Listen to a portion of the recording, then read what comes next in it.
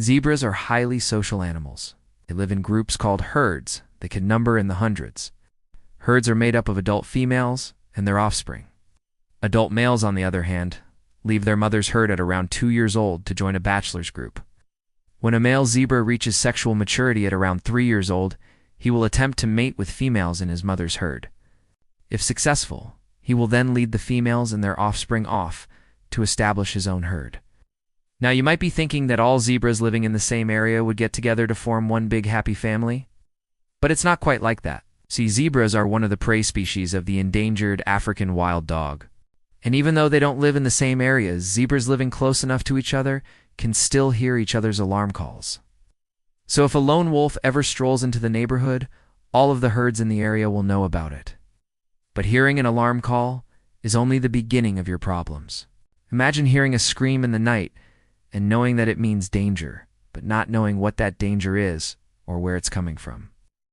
That's why zebras have developed a sort of gossip system. Zebras typically give alarm calls for 5 main reasons: to warn others of the presence of a predator, to warn others that there's been a territorial incursion, to warn others that there's been a fight, to warn others during mating, or to warn others that there's some other kind of trouble afoot.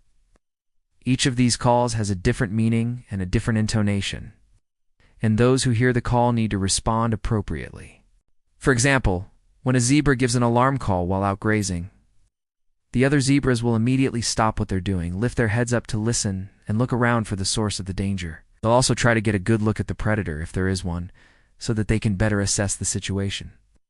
In response to this call, another zebra might ask, "Is it a hyena or a lion?" By figuring out what kind of predator is approaching, the zebras can determine the best way to defend themselves. After all, a pride of lions is much more dangerous than a lone hyena. Once they know what they're dealing with, they'll decide whether to fight back or run away. And those calls aren't just for predators.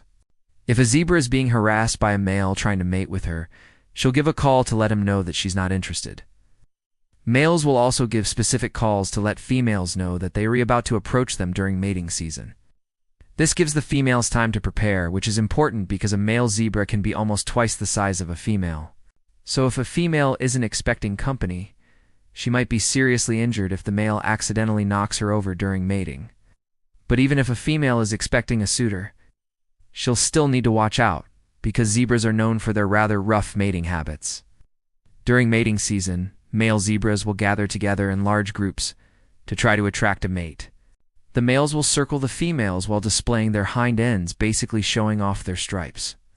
The females will choose their mates very carefully, sometimes rejecting several males before finally giving in to one. Fortunately, this process can be pretty violent as the males compete for the right to mate. Fights can break out at any time, and any male who strays too far from the group runs the risk of being gored in the backside by a rival S-horn. All of these interactions require lots of communication, and it's clear that zebras have a lot to talk about. So next time you hear a scream in the night, you'll know that it's just a zebra doing what zebras do. Speaking of things that go bump in the night, thanks for watching, and see you next time.